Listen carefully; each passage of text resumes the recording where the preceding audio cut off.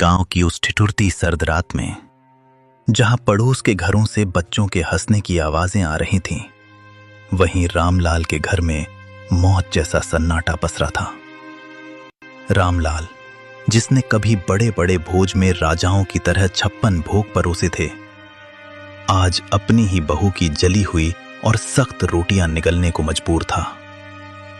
किस्मत का खेल देखिए, जिस हाथ ने सबको खिलाया, आज वही हाथ कांप रहे थे।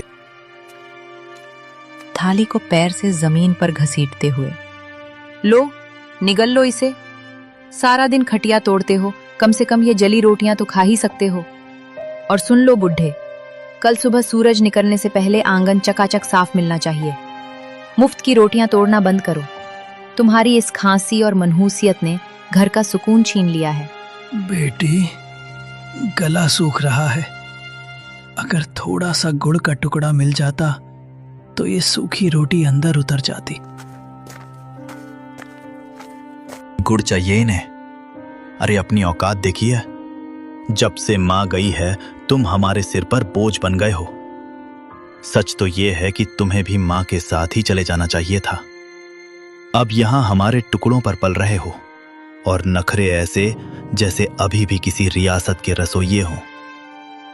बेटा, जिस दिन तू पैदा हुआ था, उस दिन मैंने पूरे गांव को घी के लड्डू खिलाए थे। तुझे अपनी हथेलियों पर छांव देकर बड़ा किया। क्या यही दिन देखने के लिए मैंने तुझे काबिल बनाया था? तभी 7 साल का पोता गोलू दौड़ता हुआ आता है और रामलाल के गले लग जाता है।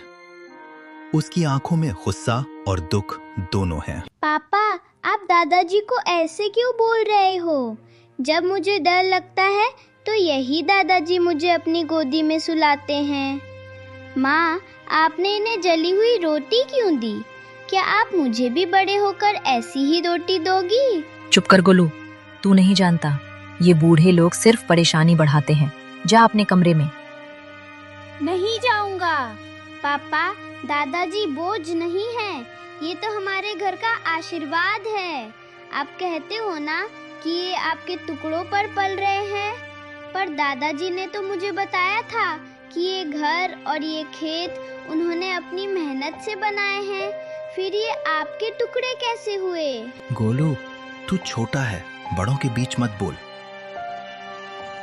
रामलाल का दर्द तो फिर भी खुले आसमान के नीचे था, जिसे हवाएं सहला देती थीं, पर नेकी राम की सिसकियां उन 4 दीवारों के पीछे दम तोड़ रही थीं, जिन्हें उसने खुद अपने पसीने से सींचा था। उसका बेटा पवन और बहू शीला ने उसे घर के पीछे एक ऐसे स्टोर रूम में फेंक दिया था, जहां कबाड़ और मकड़ी के जालों के सिवा कुछ न था।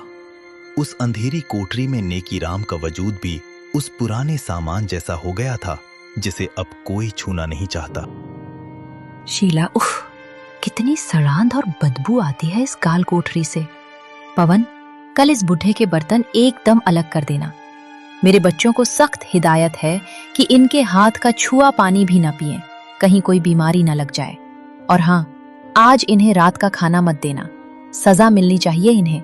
आज गलती से इन्होंने दीवान खाने के सोफे पर हाथ रख दिया था, सारा सोफा गंदा कर दिया। बेरहमी से कमरे के अंदर झांकते हुए, बिल्कुल सही कह रही हो शीला। पिताजी, आपकी वो पुरानी डायरी और वो टूटा हुआ चश्मा मैंने आज सुबह ही कूड़े के ढेर में फेंक दिया है। अब आपको पढ़ने लिखने की क्या जरूरत? आप बस इस अंधेरे कोने में पड़े रहिए और अपनी मौत का इंतजार कीजिए। हमारी जिंदगी में दखल देना बंद कर दो। बेटा पवन, अपनी जवानी की एक एक पाई जोड़कर मैंने ये आलीशान घर बनाया था, ताकि तू और तेरे बच्चे सुकून से रह सकें। आज उसी घर का एक कोना मुझे नसीब नहीं। आज मुझे ही तू कूड़ा कह रहा है। जिस चश्मे से मैं तुझे पढ़ते हुए देखता था, उसे ही फेंक दिया। तभी नेकीराम की 6 साल की पोती पिंकी चुपके से कमरे में दाखिल होती है। उसके हाथ में एक छोटी सी पानी की बोतल और अपनी टिफिन से बची